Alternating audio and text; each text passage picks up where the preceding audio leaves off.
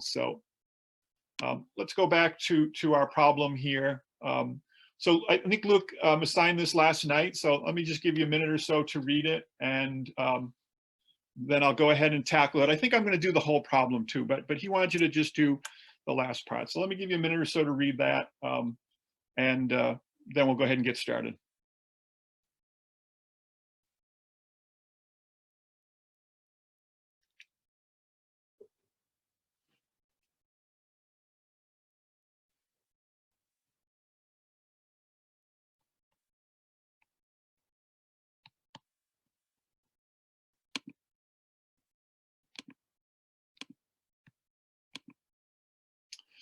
Okay, so hopefully everyone can see this problem here. It's the same problem, right? It was from the 2011 AP Stats exam problem number 5. So I'm just going to go ahead and read it. And I think what we asked you to do last night was part D, but I want to do the whole problem. Today's Free Response Friday and FRQ Friday, and I'm just going to walk through this whole problem, touching upon other concepts that hopefully you have learned earlier in this year. Part D was specifically to what I would call inference for regression. So windmills generate electricity by transferring energy from wind to a turbine. So just setting the stage. A study was conducted to examine the relationship between wind velocity and miles per hour electricity production in amperes for one particular windmill. So I might circle the word study. Is this an observational study? Is it an experiment? Right now, I don't know. It feels like wind velocity is going to be my explanatory variable. Electrical production is my response variable. And that makes sense. It's pretty windy outside in Maine today. You can hear my house shaking maybe. It's probably gusts of 40 miles an hour. If I had a windmill out back, I wouldn't be paying for my electricity today. For the windmill, measurements were taken on 25 randomly selected days, and the computer output for the regression analysis for predicting electricity production based upon wind velocity is given below. So again, I've been calling this a generic computer output. I'm sure Luke is using very similar language. Hopefully you've studied this in your class. If not, hopefully the last week and a half, you've seen enough of these from Luke and I that you're starting to get pretty good at finding the information that we need from this output. And again, a lot of what's on there you will not need. So don't worry about every number for now. The regression model assumptions were checked and determined to be reasonable over the interval of wind speeds represented in the data, which were from 10 miles an hour to 40. So I think that's going to kick in part D. The conditions were met. So if we go ahead and run a test, it's going to be valid. Okay, part A, use the computer output to determine the equation for the least squares regression line. Identify all variables used in this equation. So I'll try and do it in words. Electrical production. I want to put a hat on that. That's a predicted, right? Equals constant coefficient, 0.137, plus the number that goes in front of wind velocity, 0.240. Wind velocity. And I'm done. That's part A. Even if they didn't say identify all variables used in this equation, I would always identify the variables used in this equation. And so part A feels pretty straightforward to me. And hopefully at this point, you guys can find those relevant numbers on that table as fast as I could. So far, so good. We're doing well. Part B, how much more electricity would the windmill be expected to produce on a day when the wind velocity is 25 miles per hour than on a day when the wind velocity is 15. So if it's windier, I do anticipate theoretically producing more electricity. Show how you arrived at the answer. So when I was doing the problem this morning, I clearly found the hard way to do it. I actually found the two different values for the two different speeds. And I was going to subtract those. And so I said 6 minus 3.6 is 2.4. And that was clearly the hard way. What I should have done, but it works, and I get the correct answer. So what I just should have done is said, well, if the wind speed increases by 10, I just could have done 10 times 0.240 to get 2.4. So that probably would have been a little faster, but I did figure out the answer. And then I think I would always, have a contextual sentence. So 2.4 more amperes were produced when the wind was 25 miles per hour than on a day when it was 15 or something like that. So show your math and then finish it up with a good sentence. So that felt okay. I felt like I was doing okay. Part C, what proportion of the variation in electricity production is explained by the linear relationship with wind velocity? Boy, that sounds like R squared. So I was kind of thinking R squared, right? The coefficient of determination, what percent of the variation? And that was the word that sort of jumped out at me here was variation. So I'm looking for R squared, and it's right there on my table. So that's pretty good, 0.873. We don't have to worry about R squared adjusted in this class. So I usually just cross that out. It feels like that's just going to be some noise, and I don't really need to worry about that. So I'm just gonna cross it out. And again, I probably want, a full sentence. And so, 0.873 is the proportion of variation in electrical production that can be explained by the linear relationship with wind velocity. I think I said this the other day, many times I just repeat the question and somehow get that in contextually. So I don't want to leave my answer just like that. I want to have a sentence with that. So just kind of get into the habit of always sort of writing that out. For the sake of time, I won't do it. Part D, I think, was what Luke was talking about yesterday, inference for regression, hypothesis tests. So is there statistically convincing evidence that electricity production by the windmill is related to wind velocity explained? So those three words were my key to me, statistically convincing evidence. That was really what sort of sent me to think about doing a hypothesis test. So I think another problem today, we're going to see very similar language. So that's kind of what jumped out at me. So I think this is what you guys did yesterday with Luke. Again, this is just part D. So I wanted to do an inference test to see if the relationship between my two variables, wind speed and electrical production, is actually linear. I don't have the 25 individual data points, so I can't look at a scatter plot. I can't do a residual plot. I really want to do what we call a hypothesis test for the true slope beta to really see if the relationship between those two variables is linear. So my null hypothesis is beta is equal to 0. I'm sure Luke went through that yesterday. If the slope of my true regression line or my population regression line is 0, well, it would just be a horizontal line here, right?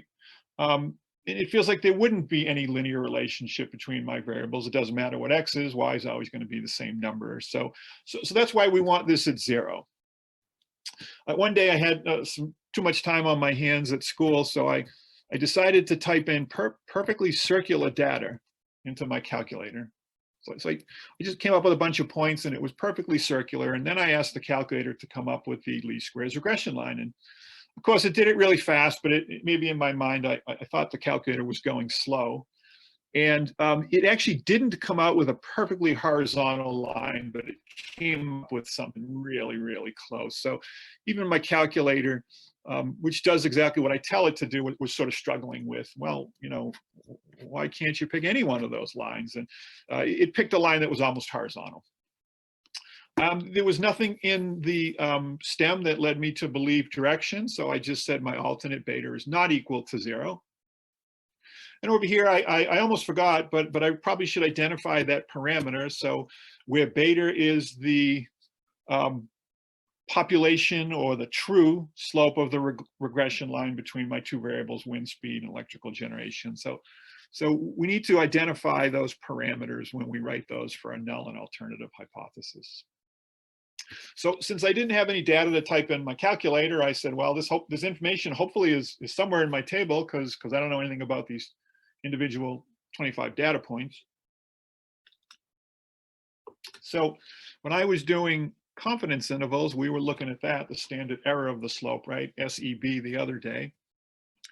Well, if we keep going over, it looks like my T statistic is 12.63. Boy, that's quite a few standard deviations above the mean, right? That's almost 13 standard deviations above the mean. That doesn't feel like it's going to happen very often, right? So if I keep going to my right, I see that my p-value or my probability is 0. It may not actually be exactly equal to 0, but it's really small. How's that? So I said my p-value is approximately 0 down here. And so now I can go ahead and make a decision. And again, the other day when I was doing a hypothesis test, I said, sometimes my first sentence is pretty generic. So since our p-value of approximately 0 is less than our assumed significance level, alpha is 0.05, we reject the null hypothesis in favor of the alternative. That's my way of saying it. I'm sure you guys have heard other ways from your teachers. And if you have something that pretty much is getting those things in there, that's perfectly fine. I never like to use the word accept. I never accept the null. I don't accept the alternative. I just like to say we reject or fail to reject, and in favor of the alternative, the HA. I don't think I have any context in there, so my second sentence really needs to be contextual about this problem. So the sample data provides evidence that there is a linear relationship between wind speed and electricity production. And so there's my contextual analysis of that problem. So we start out with beta is 0. Again, there's nothing leading me to one direction versus the other. So I said not equal. Pretty high T statistic here, right? And really, because of that, a really small p-value. So that was the homework that Luke had assigned. So now I'm going to jump to a chi-square problem here, which was, I think, the end of last week and beginning of this week. So this was in one of my slides, but I'm pretty sure that I had not walked through this one. So let's take a look at this. This is from the 2017 exam. Up here in the upper right-hand corner, you'll see that's a mu is 1.51. So the national average on this problem in 2017 was about 1.5 points out of 4. We don't expect every kid, every student around the world to get every single point on these. So I call that demystifying the exam. I want you to realize that these problems are difficult. I'm not sure I get every single point every single year when I take the AP Stats exam. And so we want you to maximize your scores, but please realize that if the national average is 1.51 and you're consistently getting 2 out of 3 of the 4 potential points, you're actually doing a pretty good job. So I'll try and share that as we do some free response. So let me give you just 20 seconds to read it or so. Maybe think about the graph down here. At first, I wasn't sure why that graph was even here. But then it sort of made sense to me. And so anyway, let you go ahead and read the problem, and then we'll go through this one.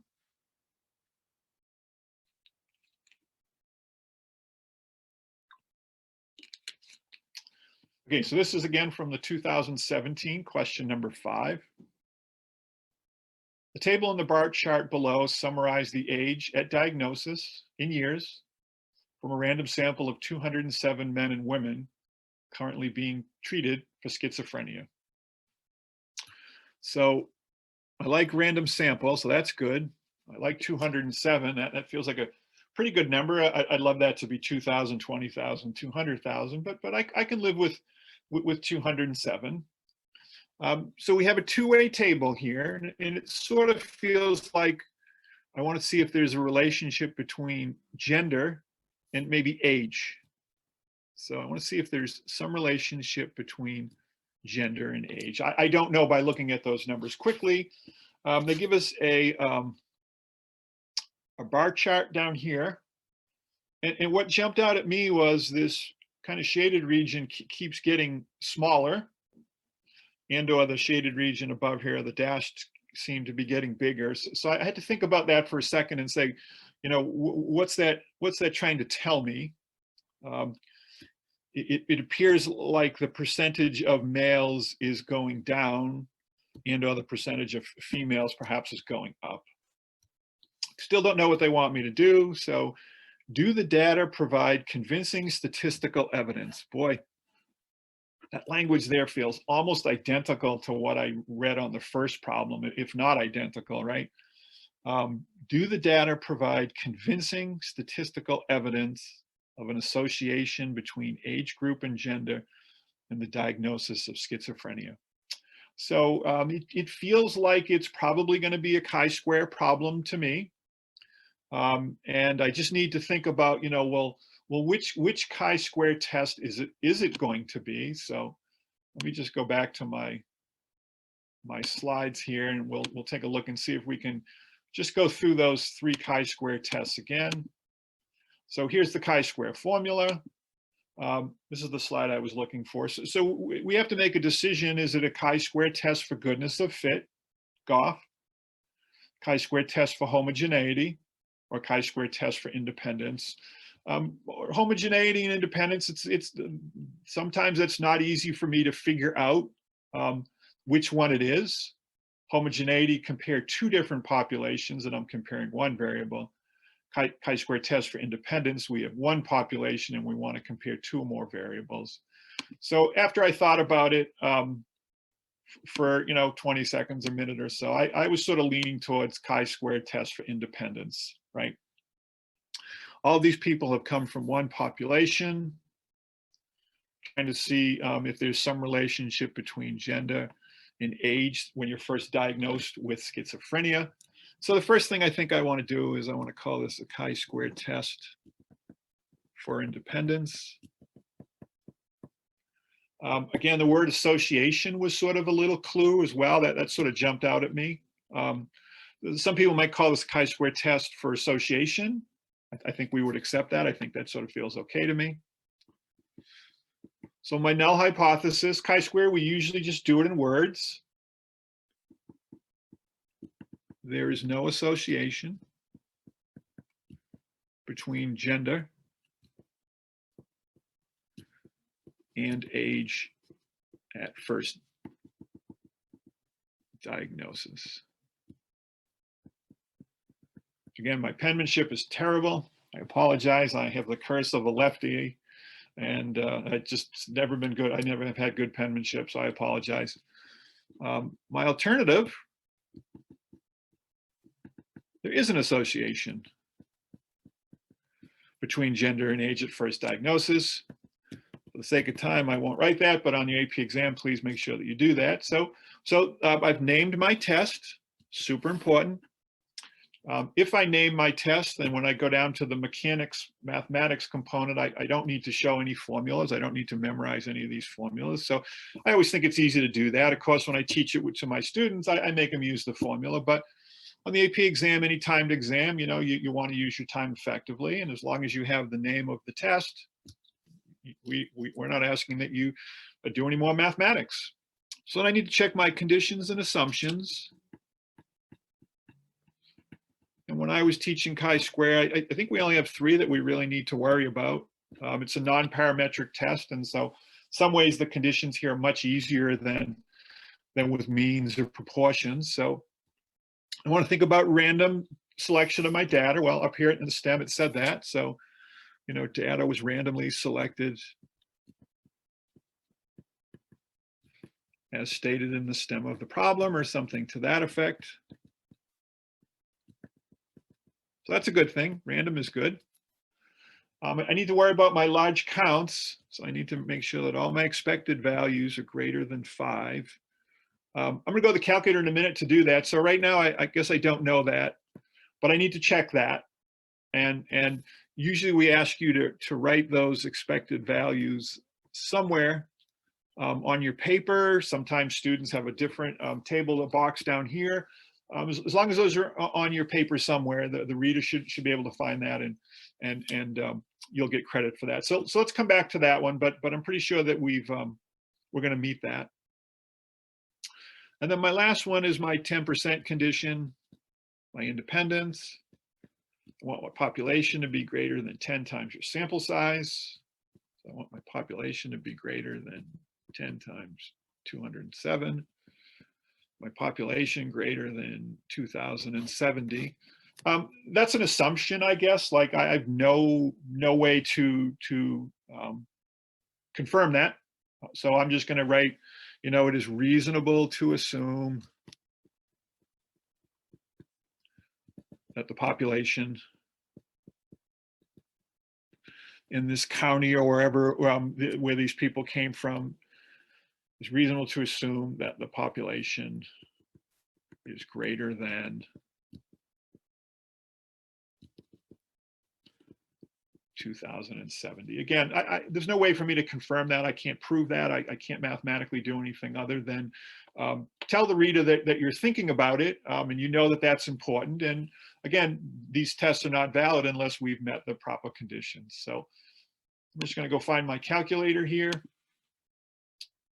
And we're going to go ahead and run the test. And we need to check our expected values. So if I was organized early this morning, which hopefully I was, I typed in those values. This is a 2x4 table, 2 rows by 4 columns.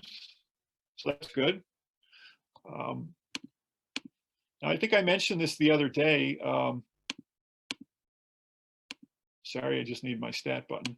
It almost feels like this is backwards. I'm actually going to go ahead and run my chi-square test. I'm going to get all the math that I need.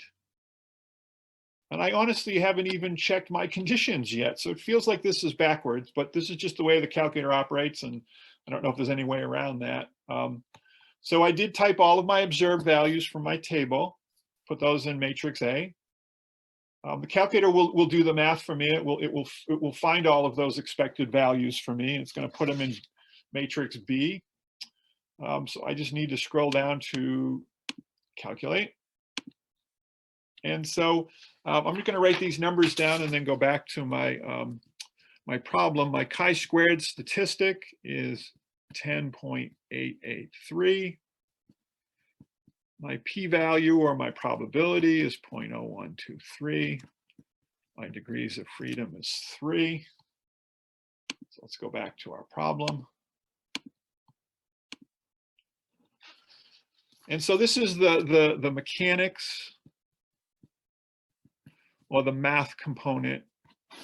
And if you've labeled the name of the test somewhere, chi-square test for independence, that's the math right there. So we're good. But let's go back and check those expected values, right? I'm pretty sure that they're all greater than 5, but I need to confirm that. And I want to be writing those numbers down. So back to the calculator, second matrix. I want to go to matrix B, and the calculator has automatically put in all of those expected values. And so we can see here that they're all greater than 5. So that's a good thing. That's a good thing. I'll show you where I put those on my paper.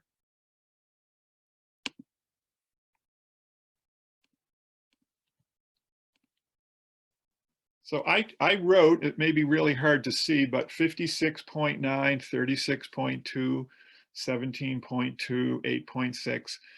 I literally wrote all those expected values right next to my observed. They're on my paper. The reader will be looking for those. And if they're there, then we've met all of our conditions. It was a random sample, or it is a random sample. My expected values are all greater than 5, you know, see table above. That sometimes helps the reader go find them. We confirmed, or we feel that the population is greater than 2070. So again, I'd probably follow that up with a sentence. And again, those are my three critical numbers here that I need for what we call the mechanics and math component. My chi-squared statistic is 10.883. My p-value is 0.0123. It's a pretty small p-value. Degrees of freedom is 3, and that was what? Rows minus 1 times columns minus 1. That's where that number came from. And so now I need, I guess, my conclusion, and I'm going to, again, be somewhat boilerplate here. Since our p-value of 0.0123 is less than our assumed significance level alpha is 0.05, we reject the null hypothesis in favor of the alternative. Again, there's many ways to say that. Hopefully your teacher has gone over and over sort of their preferred way of doing it. So by no means is this the only way to say it, but when we're reading your exams, we're looking for, has the student made some what we call linkage between their p-value and their alpha level? Have they made a decision? In this case, I'm rejecting the null hypothesis in favor of the alternative. But you can see I don't have any context here. So right now, my conclusion is not good enough. I need to somehow contextualize it or make it specific to this problem. This is somewhat boilerplate in my classroom, and I tend to say that a lot over the course of the year. So based upon our evidence, so we've rejected the null and we've gone with the alternative. It appears that there is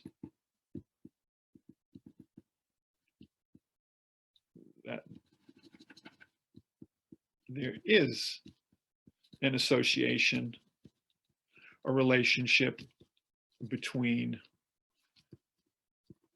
gender and age of diagnosis. So again, we state our p-value, we state our assumed significance level, we make a decision, I rejected the null hypothesis, and then down here in plain old words, you know, it does appear that there is some relationship and association between gender and age of diagnosis. And I think that's what this bar chart here was trying to tell you. When I thought about that a little bit longer, I said, boy, I can almost see that graphically, right? Like there is some relationship, there is an association going on here because the shaded area was getting smaller and smaller and smaller. So again, hopefully we've earned 4 out of 4. I've earned 4 out of 4 here, I hope so. But you can see the national average was 1.51. So this was a hard problem for kids. This wasn't so easy. And so hopefully you're feeling a little bit better about chi-square and inference for regression. And of course, neither of those topics is going to be on this year's exam, but Luke and I are going to try and make a point of listing all the things that we're looking for as readers and sort of exam tips. And one of them clearly is, if you put the name of the test, you'll notice I nowhere have listed the chi-squared formula, nor do I need it. If I name the test, I can literally just write down those 3 values that I got from my calculator. So hopefully that makes a little bit more sense. I want to tackle this problem here. I think I started this the other day. Perhaps I did part A and part B or something like that. I forget exactly what I did, but this is from the 2006 exam. The national average that year on this problem is 0.46, so that's mu out of 4.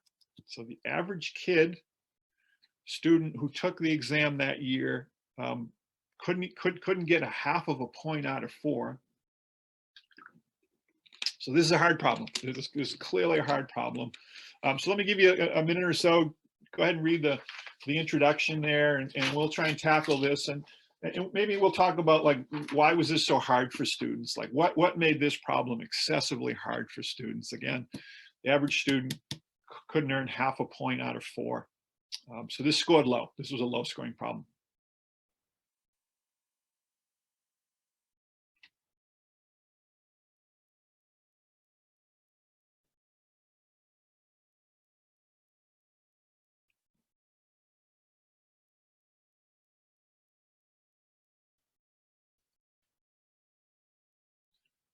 Okay, so again, 2006, number 2. A manufacturer of dish detergent believes the height of soap suds and the dish pan depends upon the amount of detergent used. We're just setting the stage. A study of the suds heights for new dish detergent was conducted. So again, that feels like language we've seen before, right? Study, I might circle that or underline it and say, you know, what's going on right now? Is this an experiment, observational study? Are we going to have to do an inference test? Like, what's going on here? 7 pans of water were prepared. So I guess my sample size is 7. Boy, I would want that to be bigger, but this is the data we have in hand, and so I need to do an analysis based upon that. All pans were of the same size in type and contained the same amount of water. So we're trying to keep as many variables the same as possible. So that's a good thing. I felt good about that. The temperature of the water was the same for each pan. Okay, again, we're just trying to control for variables. An amount of dish detergent was assigned at random to each pan, and the amount of detergent was added to the pan. So each one of these 7 pans, I guess, has a different amount of dishwashing detergent or soap. Water in the dish pan was agitated for a set amount of time. That makes sense. That's where the suds came from. So far, I think I get it. And the height of the resulting suds was measured. So there's my 7 data points, so my 7 pans. The plot of the data in the computer output from fitting a least squares regression line to the data is shown below. So we've done a scatter plot. It looks like my explanatory variable is detergent. My response is height of suds. That sort of makes sense, right? More detergent, higher suds. The data clearly does look linear here, but I would at least want to do a residual plot. And if the decision was important enough, I might even want to do a hypothesis test, what I just did in the last problem there, to see if the relationship between these 2 variables is really linear. I don't know if I have any data to do that, but it appears that at least from this scatter plot here that my data does appear to be a linear relationship between my data. Okay, here's my generic computer output. Probably going to need some of that. It probably feels like I'm going to use these 2 numbers here. If I was coming up with a confidence interval, I might need that standard error of slope. I think I need that later in the problem. Boy, again, a pretty high t statistic and a pretty low p-value, so probably a similar conclusion, although this problem doesn't ask me to do that. Feels like probably a similar conclusion, but let's do what they asked me to do. So write the equation of a fitted regression line. Define any variables used in this equation. So hopefully at this point, after the last couple of weeks with Luke and I, predicted height. There's my y initial starting value, minus 2.679. There's my sample slope, 0.950 dish detergent or something like that. So there's my regression line. I've identified the variables. I think I'm done in part A. It feels like if that was all the work I had on this problem, that I probably would have gotten more than 0.46. My gut says probably 1 point maybe out of 4. And so it feels like students weren't even able to do that because that mean is just so low. So part A felt pretty good, like I knew what I was doing. Okay, part B, note that S equals 1.99. So I guess this here in the computer output. Interpret this value in the context of the study. So S equals 1.99821. I was pretty convinced that that was a standard deviation, right? SX, something like that. It's actually the standard deviation of the residuals. And sometimes we put a little E there, SE, that would have made it a little bit easier for me. I definitely would have quickly had said, oh, that's the standard deviation of the residuals. So that little E is a symbol sometimes we use with residuals. It's not there and it isn't in most generic computer outputs, but that little S down here in the corner is what we call the standard deviation of the residuals. So my residuals is what? My actual Y value minus my predicted Y value.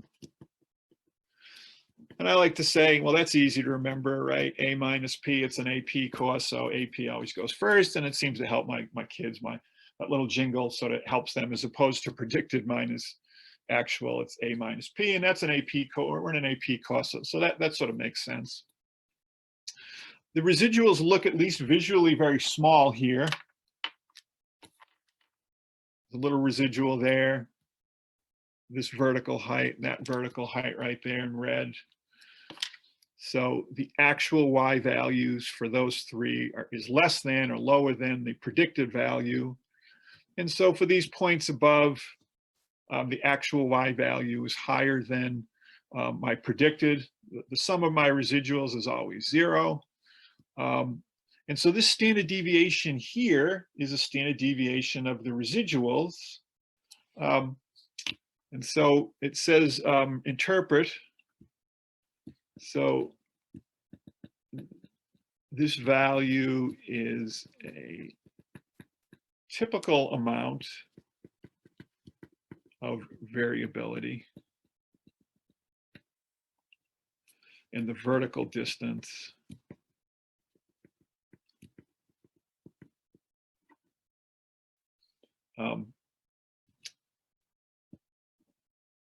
for the observed heights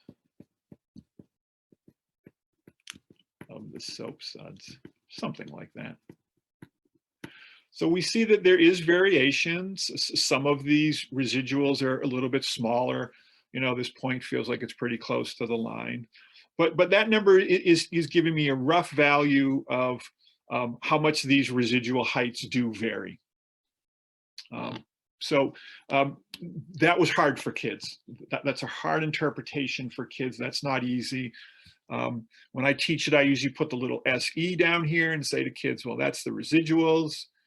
We know that these vertical distances vary, and we just want to get an idea of, well, how much do they vary? So that's all that value represents. And I can see why this national average is so small. Part A felt pretty straightforward, pretty typical. Part B was trickier, and this was 14 years ago, and I'm not sure our textbooks were as good as they are today, and we probably had less practice with these generic compute outputs. So I can see why that was difficult for students. Part C, identify and interpret the standard error of the slope. Well, if you're with me the other day, SEB, where we're using that number, right, 0.7553. We were using that number to come up with the confidence intervals, right? When we were doing confidence intervals for the true slope, or when we're trying to come up with an interval for the true slope. So again, this is a hard interpretation. So that number represents maybe how much we would expect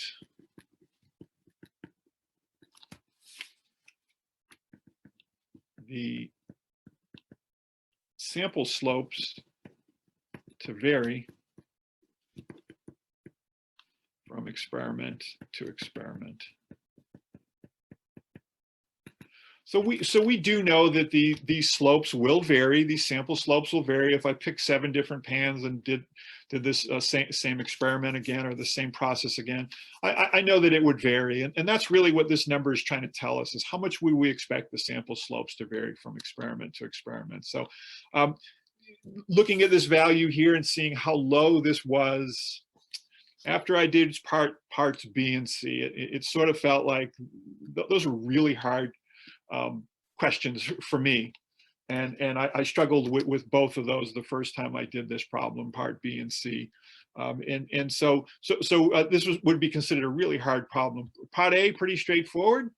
Hopefully part B and C maybe feel a little bit better for you guys. So getting close to that magic hour, but let me see if I can just walk through this problem real quick, and then we'll call it a day. So for the sake of time, I'll just go ahead and read it. This is from the 2004 exam. Question number 5. A rural county hospital offers several health services. The hospital administrators conducted a poll to determine whether the residents' satisfaction with the available services depend upon gender. Okay, so I'm starting to think, is there some relationship between how satisfied you are with the hospital and your gender? I don't know. A random sample of 1,000 adult county residents was selected. So I'm real happy with the random, and I'm real happy with the sample size. The gender of each respondent was recorded, and each was asked whether he or she was satisfied with the services offered by the hospital. The resulting data is shown in the table below. So again, two-way table here. Is there some relationship between your gender and your satisfaction level? So I was kind of leaning towards chi-square. And I then say to myself, is the chi-squared goodness of fit? No, I'm not comparing these percentages or something to any sort of model. Is the chi-squared test for homogeneity? Two populations, one variable. Chi-squared test for independence association, one population, two or more variables. So I was pretty convinced that it was going to be a chi-square test for independence. Some books call it chi-squared test for association. I won't go ahead and run the test, but I would do my null and alternative here, right? I would check my three conditions. I would go to my calculator. I would type those values in. It's a 2x2 table, I guess. I would check my expected values, all those things. I would get a chi-squared statistic. And so I would do the same steps that I had done in all the other problems. Let's look at part B here, and then I'll go back to my slides and kind of wind down here. So part A feels like it's pretty standard chi-square test and want you to go through the 4 steps, right? Null and alternative, check your conditions and assumptions, do your mechanics math, conclusion and context of the problem. Part B felt a little different here, and that's good. So is 800 divided by 1,000, so is 0.8 a reasonable estimate for the proportion of all adult county residents who are satisfied with the services offered by this hospital? Explain why or why not. So we have 1,000 people in our study here. 800 are pretty satisfied. So that was my sample, right? So p hat was 0.8. Can I use that to make a forecast for P, the population proportion? And I think the answer is yes. I think we can. And the reason we can do that is because this was a random sample of 1,000 adults in that county. So since it was a random sample, I think I can take my sample results and infer them, use them, estimate my population proportion. And again, without running a test, I would think it's probably around 0.8, but I don't know that exactly. I'd have to go do a test. But the randomness here was what sold me the problem. I was pretty happy with the sample size as well. So when I put those two together in my brain, it felt like, yeah, I think I can use the sample proportion to go ahead and make an inference prediction, however you want to say it, for the population. So let me just go back to my slideshow here, and we'll kind of wind down for the day. Boy, the time goes really fast here, at least from my perspective. So that was what I did the other day. I guess my sample least squares regression line, that would be my population. We did that with confidence intervals. Luke did this yesterday, my null and alternative, and I guess my first problem I did that.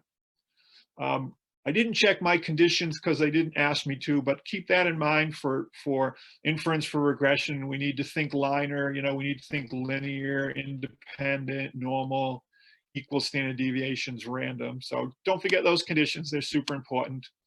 I think we just did that problem, we did that one.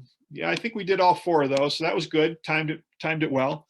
So hopefully by now you're feeling more comfortable with the chi-square test and inference for regression. Again, this is units 8 and 9. From the course CED, course and exam description. Those are teacher words. You don't really need to worry about any of those.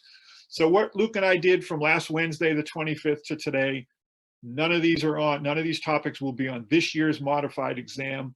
Hopefully you leave feeling like you got the full course though, and some of the things that we've talked about will be helpful for answering any free response question. You should be able to select and correctly use the right chi-square test, or construct confidence intervals hypothesis test for the slope of a regression model. We always want to have a clear, concise answer in context, so that should be pretty basic. Here's your homework for tonight. Luke will post that on his website, so if you have a chance between now and Monday, Luke will be with you Monday, Wednesday, Friday next week. I think you're with me on Tuesday and Thursday. Again, I've had this slide a couple times. I just want to stress how important this is. Your AP exam will be on Friday, May 22nd at 2 p.m. Eastern time. It's going to vary depending upon where you are in the world or the country listening to me. The College Board knows that